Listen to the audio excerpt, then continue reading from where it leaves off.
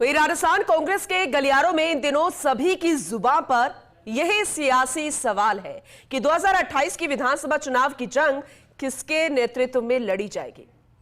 वैसे तो इसका सटीक जवाब भविष्य के गर्भ में ही छिपा है, पर आगामी निकाय और पंचायत चुनाव की परफॉर्मेंस से फ्यूचर लीडरशिप की तस्वीर कुछ हद तक साफ हो सकती है। फिलहाल ये तय है कि ये दोनों चुनाव पीसीसी चीफ गोविंद सिंह डोटासरा के नेतृत्व में ही लड़े जाएंगे। चलिए इससे जुड़ी ये खास रिपोर्ट जरूर देखिएगा। अगले हफ्ते गोविंद सिंह डोटासरा का पीसीसी चीफ पोस्ट पर 5 साल का कार्यकाल पूरा हो जाएगा। आपको बता दें कि सियासी घमासान के बाद पायलट को हटाकर डोटासरा को जुलाई 2020 में राजस्थान कांग्रेस का कप्तान बनाया गया था। ऐसे में कांग्रेस गलियारों में अब यही सवाल तैर रहा है कि डोटासरा इस पद पर आगे कब तक बने रहेंगे। कांग्रेस सूत्रों की माने तो फिलहाल तो गोविंद सिंह डोटासरा ही इस पद पर बने रहेंगे और उन्हीं के नेतृत्व में आगामी निकाय और पंचायत चुनाव लड़ा जाएगा। लिहाजा गोविंद सिंह डोटासरा ने अभी से इसी के चलते चुनावी तैयारियां भी शुरू कर दी हैं।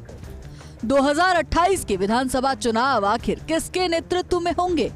कांग्रेस के गलियारों में सभी की जुबान पर एक यही सवाल गूंज रहा है। अगले हफ्ते गोविंद डोटासरा का 5 साल का कार्यकाल पूरा हो जाएगा। जुलाई 2020 में डोटासरा को राजस्थान कांग्रेस की डोर दी गई थी। आगामी निकाय और पंचायत चुनाव डोटासरा के ही नेतृत्व में लड़े जाएंगे। ऐसे में निकाय पंचायत चुनाव की परफॉर्मेंस पर आगे सब कुछ निर्भर रहेगा।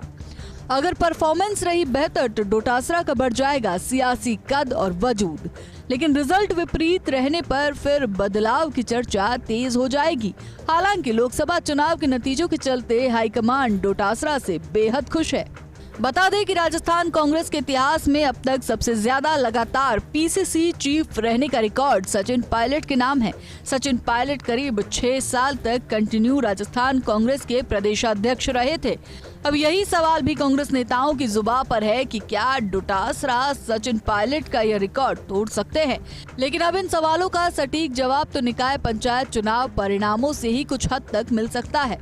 उधर डोटासरा लोकसभा चुनाव परिणामों के बाद से ही हाईकमान की नजरों में आ चुके हैं। इसकी वजह यह है कि पिछले 2 लगातार चुनाव में कांग्रेस खाता तक नहीं खोल पाई थी और ऐसे में अच्छी सीटें मिलने पर डोटासरा का सियासी डंका बज गया और दिल्ली दरबार में उनकी डोर और मजबूत हो गई।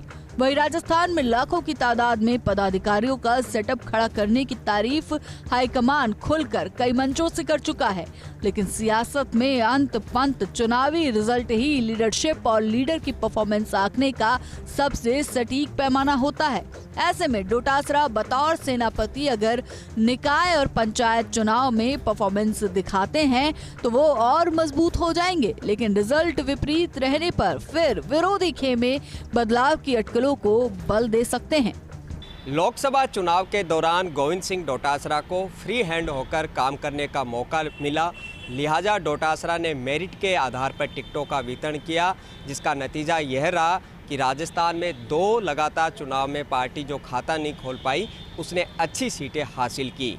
यहीं से गोविंद सिंह डोटासरा आला कमान की नज़रों में आ गए और कह सकते हैं कि लोकसभा चुनाव परिणाम गोविंद सिंह डोटासरा के लिए मास्टर स्ट्रोक साबित हुए। अब आगे क्या रहता है इसकी तस्वीर साफ हो सकती है निकाय और पंचायत चुनाव परिणाम बाद। कैमरा पर्सन तीरथ के साथ मैं Dinesh Dangi, first India news, Jaipur.